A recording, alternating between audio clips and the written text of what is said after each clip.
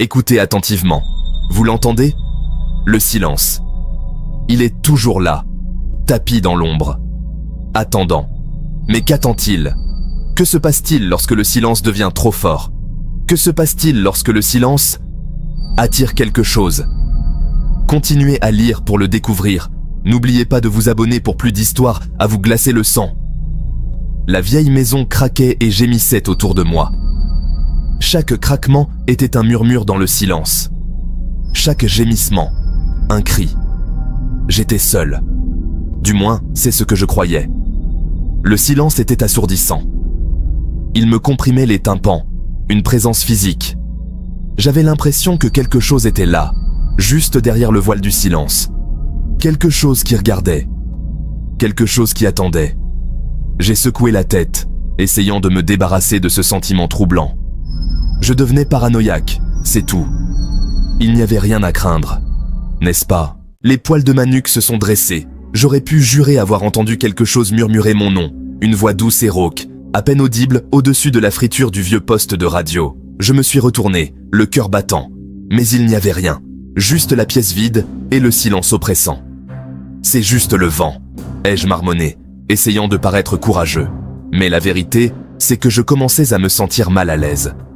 Le silence me gagnait. Il était lourd, suffocant, comme si j'étais pris au piège sous une épaisse couverture par une chaude nuit d'été. J'avais besoin de briser le silence, faire quelque chose, n'importe quoi. Mais quoi? Le silence semblait engloutir tous les sons, me laissant prisonnier d'un vide de ma propre peur. Que se passait-il?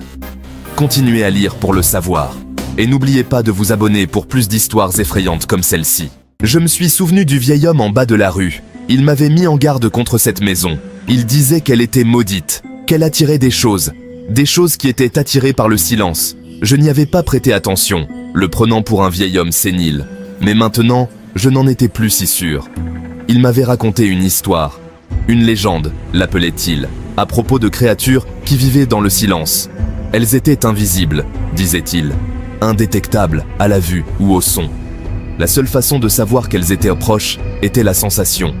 Une sensation de froid et de picotement à l'arrière du cou, et un bourdonnement dans les oreilles. Elles se nourrissent du silence, avait-il dit d'une voix rauque, comme des feuilles mortes. Plus vous êtes silencieux, plus elles se rapprochent. Plus vous écoutez, plus elles entendent. J'avais ri de lui à l'époque. Mais maintenant je sentais le silence m'écouter. Vous voulez savoir ce qui se passe ensuite? Continuez à lire, et n'oubliez pas de vous abonner. J'avais besoin de connaître la vérité. L'histoire du vieil homme n'était-elle qu'une superstition ridicule, ou y avait-il autre chose? J'ai décidé de mener une expérience de silence. Pendant 1 minute, je serai complètement silencieux. Pas de parole, pas de mouvement, aucun son. Si le vieil homme avait raison, je le saurais bien assez tôt. J'ai pris une grande inspiration et j'ai fermé les yeux. Les secondes se sont écoulées avec une lenteur atroce. Le silence s'est abattu sur moi, plus lourd qu'auparavant. Je sentais mon pouls battre dans mes oreilles. Le bourdonnement que le vieil homme avait décrit, puis je l'ai senti. Un point froid à l'arrière du cou, comme si quelqu'un avait soufflé un air glacial sur ma peau. J'ai ouvert les yeux, le cœur battant dans ma poitrine. Il n'y avait rien, mais je savais. Je pouvais le sentir. Quelque chose était dans la pièce avec moi. Quelque chose d'attiré par le silence. Ne vous arrêtez pas maintenant. L'histoire devient vraiment intéressante. Continuez à lire pour savoir ce qui se passe. Et n'oubliez pas de vous abonner pour en savoir plus. La nuit tomba et le silence s'épaissit.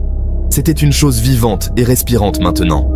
Je pouvais le sentir tout autour de moi, me regardant, attendant que je fasse un bruit.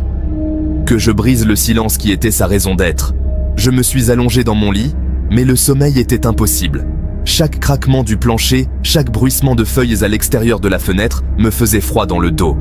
Je n'arrêtais pas de repasser les paroles du vieil homme dans ma tête. Plus vous êtes silencieux, plus il se rapproche. Était-ce un bruit de grattement à la fenêtre? Ou juste mon imagination? J'ai tiré les couvertures sur ma tête, essayant d'étouffer le silence. Mais c'était inutile. Le silence était partout. Les heures ont rampé, chacune d'elles s'étirant en une éternité. Juste au moment où je pensais ne plus pouvoir le supporter, les premiers rayons de l'aube se sont glissés à travers les fissures des stores. J'avais survécu à la première nuit, Mais je savais que ce n'était pas fini. Loin de là. Section 6, la deuxième nuit. La deuxième nuit a été pire. Le silence était plus pesant, plus suffocant. J'ai essayé de me distraire, lire un livre, écouter de la musique, mais le silence semblait s'infiltrer par les fissures, étouffant tous les autres sons. C'était comme essayer de distancer une ombre. Peu importe la vitesse à laquelle on court, elle finit toujours par nous rattraper. Je savais que je ne pourrais pas passer une autre nuit comme celle-ci. Je devais faire quelque chose. Mais quoi ? Le vieil homme n'avait rien dit sur la façon de se débarrasser des créatures, seulement sur la façon de les attirer. Et j'avais plutôt bien réussi, n'est-ce pas? J'ai fait les 100 pas dans la pièce, l'esprit en ébullition. Il devait y avoir un moyen de s'en sortir, un moyen de briser le silence pour de bon. Mais quoi? La réponse, quand elle m'est enfin venue, était si simple, si évidente, que j'ai failli rire. Failli. Restez à l'écoute pour savoir ce qui se passe ensuite. Section 7, la troisième nuit. La troisième nuit est arrivée comme un prédateur. J'étais prêt cette fois. J'avais mon arme. Ma défense contre les créatures du silence. Les créatures allaient avoir une mauvaise surprise. Puis, j'ai déchaîné mon arme. Le son a brisé le silence comme une vitre. Les créatures ont reculé. Section 8. La fuite. Le son a résonné dans toute la maison, repoussant les créatures dans l'ombre. Je n'ai pas osé céder. Je savais que si je m'arrêtais, ne serait-ce qu'une seconde, elles me tomberaient dessus. Je devais continuer à me battre, continuer à faire du bruit. J'ai couru d'une pièce à l'autre, mon arme traçant un chemin de son à travers le silence oppressant. Les créatures étaient juste derrière moi. Je pouvais sentir leur souffle glacial dans mon cou, mais elles ne pouvaient pas m'attraper. Pas maintenant. Pas tant que j'avais le pouvoir du son de mon côté. Finalement, j'ai franchi la porte d'entrée et je me suis précipité dans la nuit. L'air frais n'avait jamais été aussi bon. Le silence de la nuit était toujours là, mais il était différent maintenant. Ce n'était plus une menace, mais un rappel. Un rappel des créatures qui se cachèrent dans l'ombre, attendant l'occasion de revenir.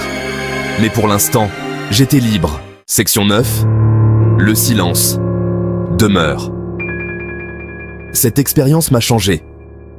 J'ai appris que le silence n'est pas toujours d'or. Parfois, c'est un avertissement.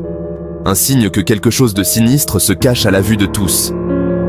Je garde toujours en moi le souvenir de cette nuit. Un rappel effrayant des créatures qui sont attirées par le calme. Alors, la prochaine fois que vous vous retrouverez entouré de silence, écoutez attentivement. On ne sait jamais ce qui pourrait vous écouter en retour. Et si vous entendez un léger murmure, un bruissement dans l'ombre, un point froid à l'arrière du cou, ne dites pas que je ne vous ai pas prévenu. Si vous avez aimé ce conte effrayant, n'oubliez pas de vous abonner pour d'autres histoires à vous glacer le sang. Et n'oubliez pas que parfois, les histoires les plus effrayantes sont celles qui sont murmurées dans le silence.